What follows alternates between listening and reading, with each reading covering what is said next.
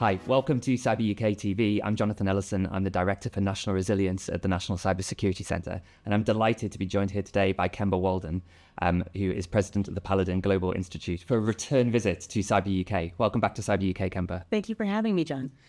Prior to joining Paladin Global Institute, you were the US National Cyber Director. Perhaps I can start by asking you what your highlight was, what thing you are most proud of, other than attendance at last year's Cyber UK. What's your highlight of your time in the White House? You know, we created an office specifically focused on cybersecurity from the Executive Office of the President. And from there, while we were creating the office, we produced the National Cybersecurity Strategy, which I launched, but it was an obvious team global effort. But the things I'm most proud of during my tenure as acting National Cyber Director was the implementation plan, because without action, a strategy is just rhetoric. Without funding, we did a budget plan for the President's budget under my leadership, and we produced the National Cyber Workforce and Education Strategy, which is acutely focused on people. So you were key, obviously, to the US cyber strategy and one of the principal architects, as you were just talking about. But you've also now left the White House. So can I ask you, slightly cheekily, what grade would you give the US government on implementation of the strategy over the last year or so? So I would give the U.S. government an A.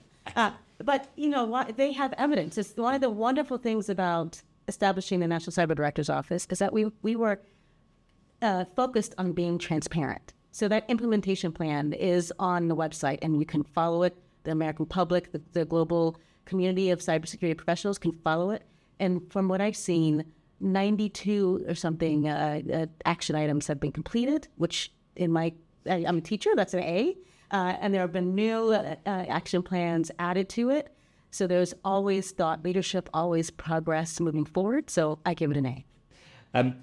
Cyber UK is all about partnership. And I think one of the things you spearheaded when you were in the White House was that kind of multilateral approach to cybersecurity. And we were just talking about it on stage. So now you've left the White House. Just how important is that multi-stakeholder approach to cybersecurity? How important is it to bring partners together? Oh my, it's everything. Absolutely everything. The adversary doesn't understand boundaries.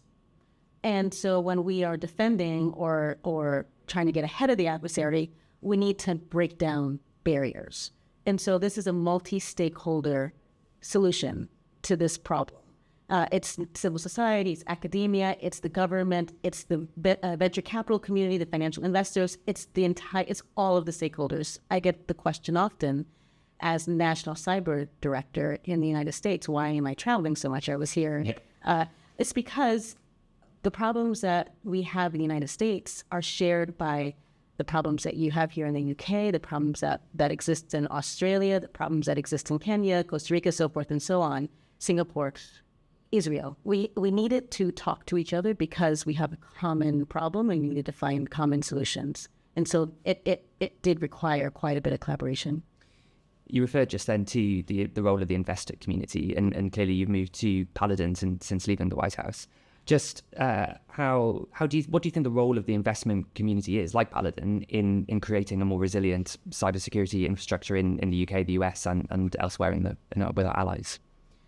So the venture capital community, the financial investor community have a place among all the stakeholders in improving resilience. If you think about it, and it took me a minute to think about it, the investor community invests in those products and services that are accessible to the American population, the UK, the world on a regular basis. And so what the VC community can do is ensure that those products and services are built securely at the outset. Because when they then migrate into larger enterprises or are being used by people, we can make sure that we've done it in a safe, trusted, and secure manner.